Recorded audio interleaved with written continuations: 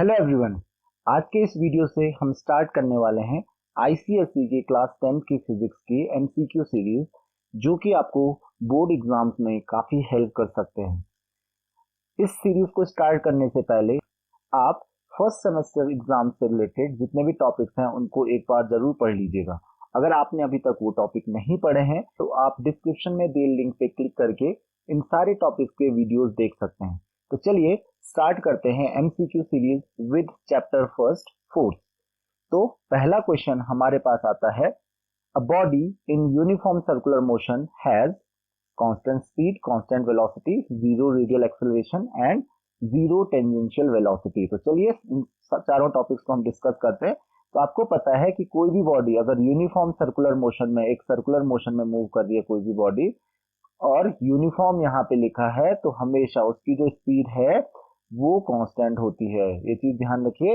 Velocity constant नहीं होती है, क्योंकि वेलोसिटी सिर्फ तब कांस्टेंट हो सकती है जब एक किसी पर्टिकुलर डायरेक्शन में बॉडी मूव कर रही है विद कांस्टेंट स्पीड। पर यहाँ पे क्या हो रहा है, क्योंकि हर पॉइंट पे डायरेक्शन चेंज होती है तो कांस्टेंट वेलोसिटी नहीं होती है। उसी तरीके से रेडियल एक्सेलरेशन, क्योंकि वेलोसिटी कांस्टेंट नहीं है तो रेडियल एक्सेलरेशन भी जीरो नहीं हो सकता है, कुछ ना कुछ एक्सेलरेशन होता है। अगर वेलोसिटी कांस्टेंट होती है तभी एक्सेलरेशन क्या होगा, जीरो होगा। और चौथा आपको दिया हुआ है जीरो टेंजेंशियल वेलोसिटी, तो ये भी गलत है, क्योंकि उसकी टेंजेंशियल वेलोसिटी की कोई ना कोई वैल्यू हर पॉइंट पे होती है। तो आई होप कि आपको ये समझ में आ गया होगा। नेक्स्ट क्वेश्चन हम डिस्कस करते हैं। When a body is in circular motion the work done on it by the tension in the spring is. तो कोई भी बॉडी जब किसी भी सर्कुलर मोशन में होती है, करेक्ट, तो work done on it by the tension. तो सपोज आप किसी बॉडी को मूव करवा रहे हो, सपोज आपने क्या किया है, एक स्प्रिंग से एक बॉडी को बांध के रखा है और आप इसको गोल गोल घुमा रहे हो, एक सर्कुलर मोशन में घुमा रहे हो, राइट। और इसकी वजह से इस स्प्रिंग पे क्या होगा, टेंशन होगा। तो इस टेंशन की वजह से जो वर्क डन होगा वो कितना होगा। तो आपके पास ऑप्शन है इनफाइनाइट, जीरो, पॉजिटिव होगा या निगेटिव होगा। तो देखिए, आप चाहे क्लॉकवाइज डायरेक्शन में घुमा रहे हो चाहे एंटी क्लॉकवाइज डायरेक्शन में घुमा रहे हो, आपको पता है डायरेक्शन ऑफ मोशन जो है बॉडी का वो ऐसे होता है, और फोर्स की डायरेक्शन जो है वो कैसे लग रही है, जो टेंशन होगा ये रेडियल होगा, अलोंग द रेडियस लगेगा। और जो डायरेक्शन ऑफ मोशन और जो ये रेडियस होगा, ये रेडियल फोर्स होगा, जो टेंशन का फोर्स होगा, इसके बीच में हमेशा 90 डिग्री का एंगल होगा। और आपने क्लास 9 में फॉर्मूला पढ़ा है, W is equal to F S cos theta, जहां पे थीटा एक एंगल होता है किसके बीच में, फोर्स और direction of motion of the body के बीच में। तो यहाँ पे थीटा क्योंकि 90 डिग्री है तो कॉस थीटा जीरो हो जाएगा, तो इस वजह से वर्क भी क्या हो जाएगा, जीरो हो जाएगा। तो आपके बाकी सारे ऑप्शंस गलत होंगे, the work done is zero. तो आई होप कि आपको ये क्वेश्चन भी समझ में आ गया होगा। क्वेश्चन थर्ड हमारे पास है, centre of gravity of uniform ring is situated. तो आपको ऑलरेडी पता है एक यूनिफॉर्म रिंग है, इसकी सेंटर ऑफ ग्रेविटी कहाँ होगी, तो इसकी सेंटर ऑफ ग्रेविटी होती है at the centre of the ring. तो इसका आंसर हो जाएगा at the centre of the ring. किसी रिंग के किसी पॉइंट पे इसकी सेंटर ऑफ ग्रेविटी नहीं होती है, राइट। उसी तरीके से इनसाइड द रिंग किसी भी पॉइंट पे, रैंडम पॉइंट पे नहीं होगी, आउटसाइड द रिंग तो हो भी नहीं सकती है। तो ध्यान रखिए, जनरली कोई भी अगर यूनिफॉर्म फिगर्स होते हैं, जैसे आपके पास स्क्वायर है तो स्क्वायर की सेंटर ऑफ ग्रेविटी आपको पता है, जो स्क्वायर हो गया या आपके पास रेक्टेंगल हो गया, इनकी सेंटर ऑफ ग्रेविटी कहाँ पे होती है, जहां पे इनके डायगोनल्स इंटरसेक्ट करते हैं। उसी तरीके से जो ट्रायंगल होता है, ट्रायंगल की सेंटर ऑफ ग्रेविटी कहाँ पे होती है, ट्रायंगल की सेंटर ऑफ ग्रेविटी होती है इसके सेंट्रॉइड पे। इसका ध्यान रखिए, ट्रायंगल की सेंटर ऑफ ग्रेविटी होती है इसके सेंट्रॉइड पे। तो जो ज्योमेट्रिक सेंटर्स होते हैं जनरली यूनिफॉर्म बॉडीज के, उनकी सेंटर ऑफ ग्रेविटी उनके सेंटर पे ही होती है। तो आई होप कि आपको ये चीज समझ में आ गई होगी। नेक्स्ट पॉइंट आपके पास आता है, next question, in uniform linear motion the acceleration is. अगर यूनिफॉर्मली कोई बॉडी लीनियर मोशन में है, स्ट्रेट लाइन में मूव कर रही है विद अ यूनिफॉर्म स्पीड, तो यहाँ पे एक्सेलरेशन क्या होगा, पहला है कांस्टेंट, वेरिएबल, जीरो और पॉजिटिव। तो एक्चुअली कांस्टेंट एक्सेलरेशन जीरो होगा, यहाँ पे कांस्टेंट नहीं होगा। कांस्टेंट यानी कोई वैल्यू है उसकी, उसकी वैल्यू एक्चुअल में जीरो है, तो जीरो इज करेक्ट ऑप्शन। तो यहाँ पे ध्यान रखिए, अगर कोई भी बॉडी यूनिफॉर्म लीनियर मोशन में ट्रेवल कर रही है, यानी कि वो यूनिफॉर्म वेलोसिटी से मूव कर रही है, उसकी वेलोसिटी क्या है, यूनिफॉर्म है। और यूनिफॉर्म कब होती है वेलोसिटी, यानी कि वेलोसिटी चेंज नहीं हो रही है, and change rate of change of velocity is known as acceleration.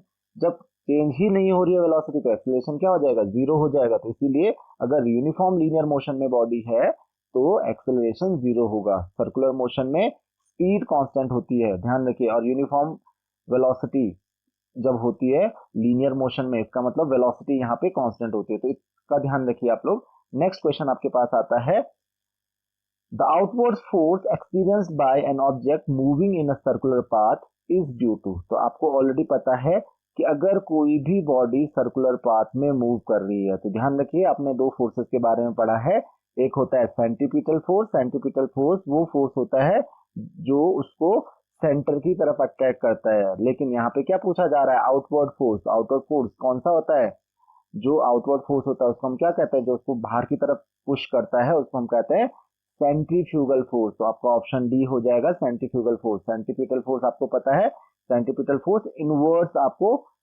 Attract करता है, उस बॉडी को सेंटर की तरफ अट्रैक्ट करता है। उसी तरीके से ग्रेविटेशनल फोर्स तो आपको ऑलरेडी पता है, तो यहाँ पे ग्रेविटेशनल फोर्स का कोई रोल नहीं होगा। इनर्शियल फोर्स, इनर्शियल फोर्स क्या होता है कि अगर इनर्शिया की वजह से कोई बॉडी अगर मोशन में है तो मोशन में ही रहती है, दैट इज इनर्शियल फोर्स। तो inertial force completely different thing है यहाँ पे। तो आई होप कि आपको ये चीज समझ में आ गई होगी। The answer is centrifugal force. तो सेंट्रीफ्यूगल फोर्स हमेशा आउटवर्ड्स एक्ट करता है। नेक्स्ट क्वेश्चन हम डिस्कस करते हैं, which appliance works on principle of moment. इनमें से कौन सा अप्लायंस प्रिंसिपल ऑफ मोमेंट पे वर्क करता है। स्प्रिंग बैलेंस, इसमें स्प्रिंग होती है तो इसमें प्रिंसिपल ऑफ मोमेंट नहीं एक्ट करता है। Beam balance is the correct answer. तो जो बीम बैलेंस होता है आपका कुछ इसी तरीके से होता है, इधर वेट होता है आपका और इधर वेट होता है आपका।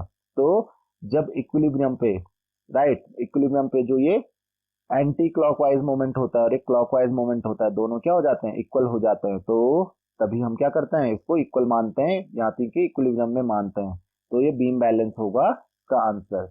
नेक्स्ट क्वेश्चन है आपके पास, centripetal force of an electron to move around the nucleus in an atom is due to. तो सेंट्रीपिटल फोर्स जो होता है, तो आपको अभी समझाया था मैंने कि कोई भी अगर इलेक्ट्रॉन न्यूक्लियस के अराउंड मूव कर रहा है तो सेंटर में इसके होता है न्यूक्लियस, और न्यूक्लियस के अराउंड कोई इलेक्ट्रॉन रिवॉल्व कर रहा है तो उसमें कौन सा फोर्स पूछा गया आपको, सेंट्रीपिटल फोर्स। अब आपको पता है सेंट्रीपिटल फोर्स किसकी वजह से लगता है, सेंट्रीपिटल फोर्स लगता है इनवर्स, अंदर की तरफ, करेक्ट। तो जो न्यूक्लियस है वो क्यों अट्रैक्ट करेगा अंदर की तरफ, फोर्स क्यों लगाएगा इलेक्ट्रॉन पे, तो अंदर की तरफ क्यों फोर्स लगता है इलेक्ट्रॉन पे, ड्यू टू इलेक्ट्रोस्टैटिक फोर्स। ये क्यों होता है इलेक्ट्रोस्टैटिक फोर्स की वजह से, क्योंकि आपको पता है न्यूक्लियस का चार्ज होता है पॉजिटिव, इलेक्ट्रॉन का चार्ज होता है नेगेटिव। तो यहाँ पे क्या होगा answer, electrostatic force. I hope कि आपको ये चीज समझ में आ गई होगी, बहुत सिंपल सा क्वेश्चन था। नेक्स्ट क्वेश्चन आपके पास आता है, question number 8, the unit of moment of force. Moment of force की यूनिट क्या होती है, फर्स्ट ऑप्शन है आपके पास न्यूटन। तो न्यूटन गलत आंसर है, न्यूटन किसकी यूनिट होती है, फोर्स की। यहाँ पे मोमेंट ऑफ फोर्स पूछा गया है, इसका ध्यान रखिए, यहाँ पे फोर्स नहीं पूछा गया आपको, मोमेंट ऑफ फोर्स पूछा गया, जबकि न्यूटन किसकी यूनिट होती है, फोर्स की। तो ऑप्शन आपका गलत हो जाएगा। दूसरा है न्यूटन पर मीटर स्क्वायर। न्यूटन पर मीटर स्क्वायर जो होती है, या जिसको पास्कल भी कहते हो, ये प्रेशर की यूनिट होती है, तो ये ऑप्शन भी ऑब्वियसली गलत होगा।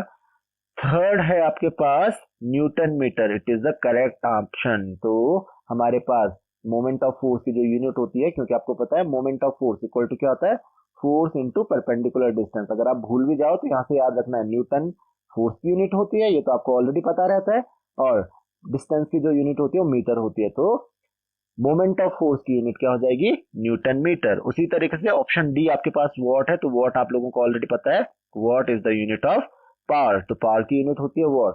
तो आई होप कि आपको ये ऑप्शन के क्वेश्चन समझ में आ गए होंगे। नेक्स्ट क्वेश्चन है आपके पास, a steering wheel of radius 0.2 meter is rotated anti-clockwise by applying two opposite forces each of magnitude। यहाँ पे कुछ मिसिंग है, तो each of magnitude हम मान लेते हैं 5 न्यूटन। यहाँ पे हम कर लेते हैं ऑप्शन 5 न्यूटन। तो each of magnitude यहाँ पे दिया हुआ है 5 न्यूटन। तो क्वेश्चन में पूछा जा रहा है the moment of force is, तो मोमेंट ऑफ फोर्स कितना होगा। तो चलिए कैलकुलेट कर लेते हैं। तो मोमेंट ऑफ फोर्स आपको पता है, एक स्टीयरिंग व्हील है, एक स्टीयरिंग व्हील है यहाँ पे, और यहाँ पे आपके पास इसका जो रेडियस है वो दिया हुआ है, करेक्ट। ये रेडियस कितना दिया हुआ है आपको, 0.2 मीटर इसका रेडियस दिया हुआ है स्टीयरिंग व्हील का। और आपको पूछा गया है कि अगर इसमें दो अपोजिट डायरेक्शन में हम फोर्स अप्लाई करते हैं, यानी कि अगर आपने इस तरीके से फोर्स अप्लाई किया है, ऑब्वियसली एक इस तरफ और दूसरा इस तरफ, तो क्या पूछा जा रहा है, the moment of force. Moment of force यहाँ पे आप देख सकते हो two opposite and equal forces हैं, और यहाँ पे जो सिस्टम बनेगा उसको क्या कह सकते हैं, कपल। और आपको पता है मोमेंट ऑफ कपल जो होता है, moment of couple tau is equal to कितना होता है, दैट इज जो आपके पास आर्म होती है, आर्म यानी कि जो डिस्टेंस है इन दोनों फोर्सेस के बीच में, तो आर्म कितनी है, that is equal to diameter. तो 0.2 ये है, 0.2 ये भी हो जाएगा, यानी कि डायमीटर कितना हो जाएगा 0.4 इंटू जो फोर्स लग रहा है 5 न्यूटन, तो दैट इज 5 इंटू 0.4। यहाँ पे 5 न्यूटन मिसिंग है तो इसको करेक्ट कर लीजिएगा, तो 5 इंटू 0.4 हो जाएगा, that is equal to 2 newton metre. इसकी यूनिट ध्यान रखिए, 2 न्यूटन मीटर इसका आंसर हो जाएगा। तो बहुत ही सिंपल सा आपके पास एक क्वेश्चन था। और अब हम चलते हैं लास्ट क्वेश्चन की तरफ। लास्ट क्वेश्चन है हमारे पास, a uniform metre rule is pivoted at its mid point. तो एक यूनिफॉर्म मीटर रूल है, उसके मिड पॉइंट पे उसको पाइवेट कर दिया गया है, यानी कि कुछ इस तरीके से उसको पाइवेट किया गया है। अब क्या पूछा गया, weight of 50 gram force is suspended at one end. तो यहाँ पे 0 सेंटीमीटर मार्क पे, इसके वन एंड पे यहाँ पे 0 सेंटीमीटर मार्क होगा, सेंटर पे होगा क्योंकि मीटर रूल है, तो 50 सेंटीमीटर, और यहाँ पे कहीं 100 सेंटीमीटर मार्क होगा।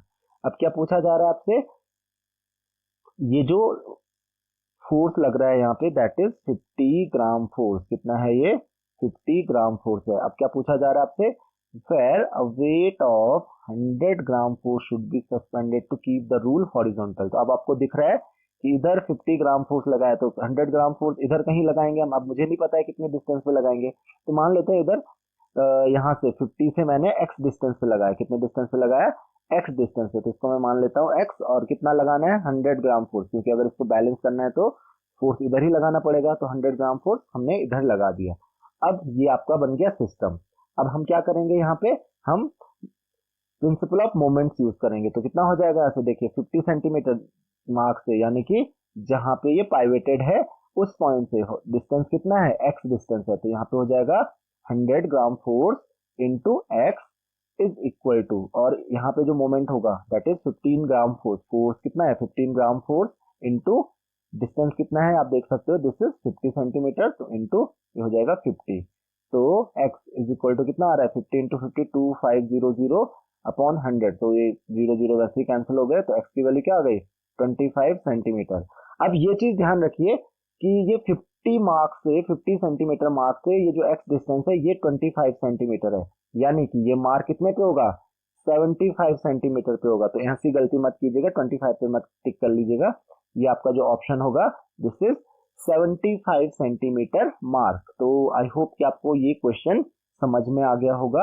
अगर आपकी कोई भी क्वेरीज है आप मुझे कमेंट्स में, फेसबुक, इंस्टाग्राम कहीं पे भी क्वेश्चन पूछ सकते हैं। ऐसे एक नेक्स्ट वीडियो में हम डिस्कस करेंगे चैप्टर 2 के MCQs. So this is all in this lecture. Thank you very much.